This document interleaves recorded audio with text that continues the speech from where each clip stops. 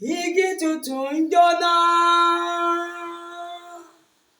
kí igi gbígbẹ má ṣe àfúrá.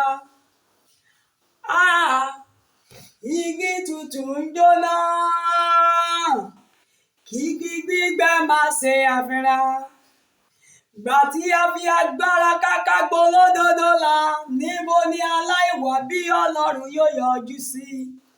Ìgbà tí a fi agbára káká gbá olódodo là, níbo ni aláìwà bí Ọlọ́run yóò yọjú sí? Ẹ̀yin onígbàgbọ́, ó yá ká bá ara wa sọ̀rọ̀. Ọ̀rọ̀ òtítọ́, ọ̀rọ̀ mímọ́, ọ̀rọ̀ òdodo, àní ọ̀rọ̀ ìyè.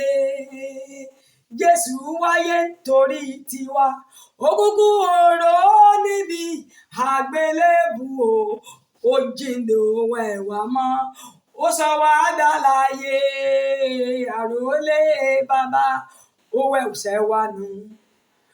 Àti jàdídógún ẹni tí adarí ẹ̀ṣẹ̀ rẹ̀ jìn kì í tó hùwàkiwà, tó bá lọ hùwàkiwà yóò wá dẹni ìtanù lọ́jọ́ tá bá ń porúkọ Ọlọ́run. Lọ́jọ́ tá bá ń porúkọ Ọlọ́run.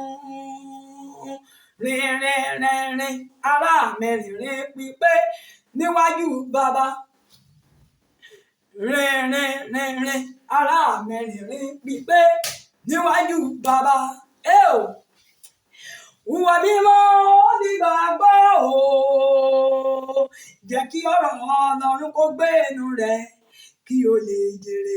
Gbà tí Jésù bá dé, ká lè fohùn ayọ̀ pé ọmọ ọ̀dọ̀ rere bọ́ sínú ayọ̀ Olúwa rẹ̀. Gbà tí Jésù bá dé, ká lè fohùn ayọ̀ pé ọmọ ọ̀dọ̀ rere bọ́ sínú ayọ̀ Olúwa rẹ̀. Ìwà mímọ́ borí, ìwà mímọ́ lékè. Jósẹ́fù wá jọba ní ilẹ̀ àjèjì.